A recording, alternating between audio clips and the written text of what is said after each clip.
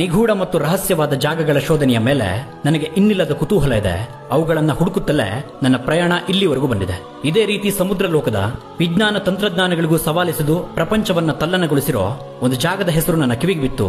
ಅದರ ಬಗ್ಗೆ ಇನ್ನಷ್ಟು ತಿಳಿದುಕೊಳ್ಳೋಕೆ ಪ್ರದೀಪ್ ಕೆಂಜ್ಗೆ ಅವರ ಈ ಪುಸ್ತಕ ನನ್ನ ಎದುರಿಗಿತ್ತು. ಈ ಪುಸ್ತಕದ ಸಾರಾಂಶವನ್ನ, ಆ ಜಾಗದ ಭಯಾನಕ ರಹಸ್ಯಗಳನ್ನ ನಿಮ್ಗೂ ಹೇಳ್ತೀನಿ ಬನ್ನಿ. ಬರ್ಮುಡಾ ಟ್ರಯಾಂಗಲ್, ಅಟ್ಲಾಂಟಿಕ್ ಸಾಗರದ ರುದ್ರಭೂಮಿ ಅಂತಲೂ ಕರೆಯಲ್ಪಡೋ ಈ ಜಾಗ ಅದೆಷ್ಟೋ ಭೇದಿಸಲಾಗದ ರಹಸ್ಯಗಳ ತವರು. 1945ರಿಂದ ಈಚೆಗೆ ಇಲ್ಲಿ 100 ವಿಮಾನಗಳು, 10 ಹಡಗುಗಳು ಸರ್ಕಾರಿ ದಾಖಲೆಗಳ ಪ್ರಕಾರವೇ ಯಾವ ಸುಳಿವನ್ನು ನೀಡದೆ ಅಂತರ್ಧಾನವಾಗಿ ಹೋಗಿವೆ.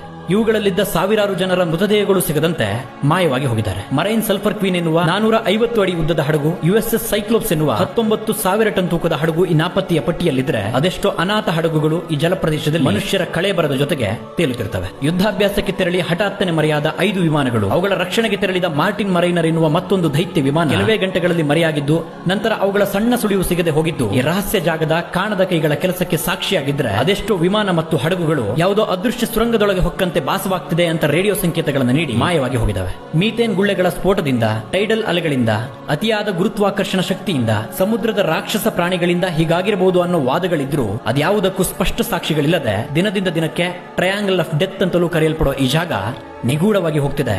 ಫಾಲೋ ಮಾಡ್ಕೊಳ್ಳಿ, ಮತ್ತಷ್ಟು ರಹಸ್ಯ ಕಥೆಗಳನ್ನ ಹುಡುಕಿ ನಿಮ್ ಮುಂದೆ ತರೋದಿದೆ.